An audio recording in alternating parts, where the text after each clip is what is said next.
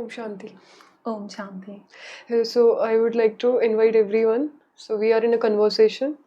Okay, why spirituality is important in our daily life. So I'm in conversation with Niharika. She's a data analyst and she's practicing knowledge from last 1 month. 1 month, and I'm also practicing this Brahma Kumari's meditation from last 14 years. So let's see what is the difference between our opinions and how we can resolve this. Actually, I really wanted to know what is spirituality? Basically, spirituality is a shift of consciousness actually. It is not something कि ये कोई outer change नहीं होता कि आपने dress change कर लो या अपने रहने का तरीका बदल लो या फिर जैसे कुछ लोग गेरुआ वस्त्र धारण कर लेते हैं या फिर कई लोग बाल उतरवा लेते हैं. स्पिरिचुअलिटी एक इंटरनल चीज़ होती है. It is a shift of thought process. आपकी कॉन्शियसनेस में जो शिफ्ट होता है ना, आप बहुत यूनिक तरह से सोचते हो, आपको बेसिक कर्म की नॉलेज होती है, that makes you spiritual. Okay. Like a self-awareness. या self awareness is more deeper, right. But spirituality को बस हम इतना कह सकते हैं कि ये कॉन्शियसनेस में शिफ्ट होता है कि आप दुनिया को कैसे देखते हो. दुनिया को देखने का नज़रिया स्पिरिचुअल लोगों का अलग होता है और एक कॉमन पर्सन का अलग होता है. So it is actually heroic.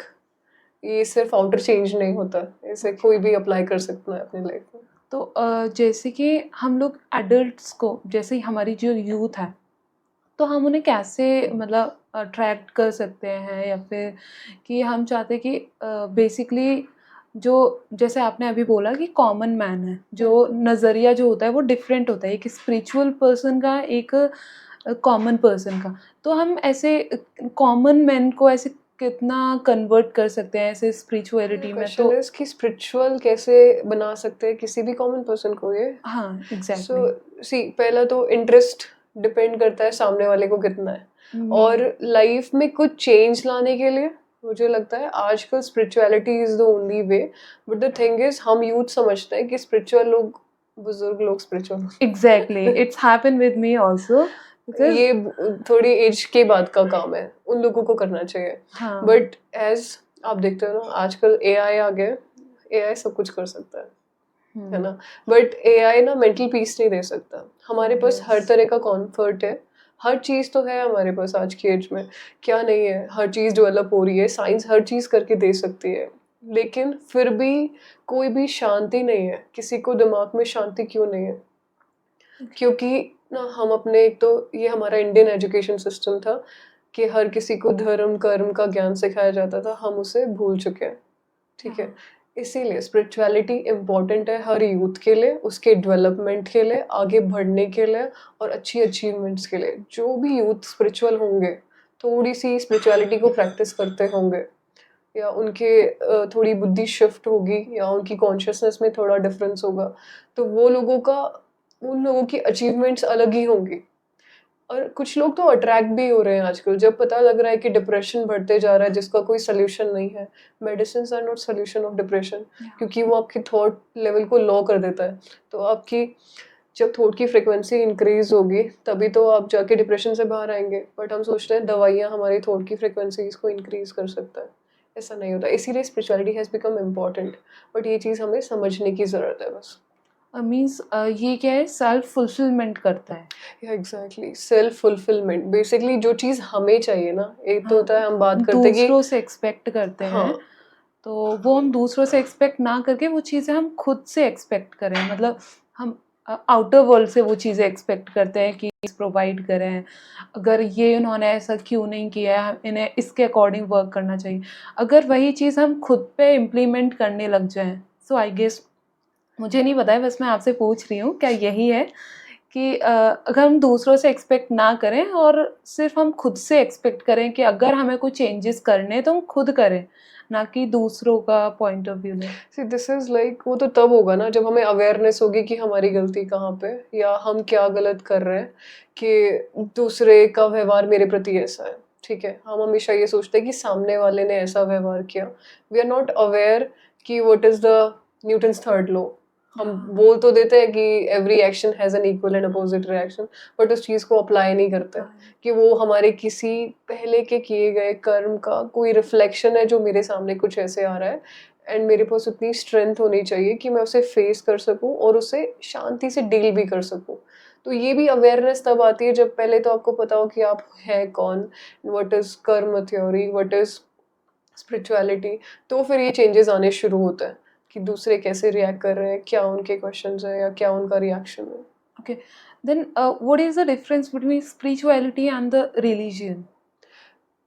Religion is धर्म, okay, Okay. They are multiple धर्म, एंड स्पिरिचुअलिटी, वो स्पिरिचुअलिटी के पोर्शंस को डिवाइड कर दिया है धर्मों ने कि हर किसी का धर्म मतलब धारणा होता है, हर किसी का स्पिरिचुअलिटी को ओबे करने का एक तरीका है, दैट इज धर्म। ठीक है, सब अपने धर्म अनुसार स्पिरिचुअलिटी को ओबे करते हैं, but spirituality is not divided. वो होता है कि आपकी कॉन्शियसनेस में शिफ्ट होता है। अब आप कैसे भी अप्लाई करो, चाहे आप हिंदू धर्म के अनुसार उसे फॉलो करो, चाहे मुस्लिम धर्म के अनुसार, चाहे सिख धर्म के अनुसार, बट आप फॉलो सेम चीज को ही करते हो कि आपकी थॉट प्रोसेस में चेंज आता है। ठीक है, आप कर्म का ज्ञान आपको हो जाता है कि कुछ कर्म होते हैं जिसका फल होता है, वो जो कि हमें न्यूटन्स लॉ में भी बताया गया है, हम उसे प्रैक्टिकल लाइफ में इम्प्लीमेंट करना शुरू कर देते हैं। Yeah. स्पिरिचुअलिटी का धर्म से कोई लेना देना नहीं होता। स्पिरिचुअलिटी कोई भी ओबे कर सकता है, किसी भी धर्म का व्यक्ति ओबे कर सकता है। मीन्स स्पिरिचुअलिटी लाइक ट्रेडिशन से जो चलती हुई आ रही है, जो रिलीजियस है वो हमारा ट्रेडिशन बाय ट्रेडिशन चलता हुआ आ रहा है, उसे हम सिर्फ फॉलो करते हैं। और spirituality means it's depend on us, means a particular person. ऐसी रिलीजन को तो मतलब ना मतलब फिजिकल ज्यादा कर दिया है। हम उसको ट्रेडिशंस में तो ओबे करते हैं कि दिवाली है हमें मनानी है, होली है हमें मनानी है, ठीक है, एंड दूसरे धर्म में डिफरेंट डिफरेंट त्योहार है वो हमें मनाने हैं, लेकिन हमें ये नहीं पता होता कि हम वो त्योहार के पीछे का रीजन क्या है। हम प्रैक्टिकल बाहर की चीजें तो कर लेते हैं कि जोत जलानी है, मंदिर जाना है, बट हम इंटरनल चेंजेस नहीं करते कि उस चीज का एक्चुअल मीनिंग क्या है। सभी के रिलीजन में डिफरेंट डिफरेंट रिचुअल्स है बस भगवान को याद करने के, मतलब सबकी मेडिटेशन का तरीका भी डिफरेंट है, बट हम ना वो बाह्य चीज़ें कर लेते हैं, बट वो इंटरनल चेंजेस हमारे अंदर नहीं आ पाते। एंड स्पिरिचुअलिटी बेसिकली सबसे पहला तो हमें मेडिटेशन सिखाती है, how to connect with God, and सभी धर्मों में गॉड का कॉन्सेप्ट तो इम्पोर्टेंट होता ही है। जैसे कि आपने बताया कि गॉड है, ठीक है, सबके डिफरेंट डिफरेंट रिलीजियस हैं, सबके अपने अपने गॉड हैं। तो मतलब अब जैसे कि हमने देखा है, जो हमारे हिंदू धर्म है उसमें बहुत सारे गॉड हैं, तो ऐसे कोई पर्टिकुलर हैं जिन्हें हम मान सकते हैं? जैसे कि कोई मानता है शिव भगवान को, कोई मानता है कान्हा जी को, कोई दुर्गा माता को, मतलब कोई एक हम लोग फोकस्ड नहीं कर पाते हैं कि हमें कौन से गॉड को मानना चाहिए, किन से ज़्यादा एनर्जीज हमें मिलेगी, मतलब तो आप बताएंगे उस। So basic question is who is God according to you?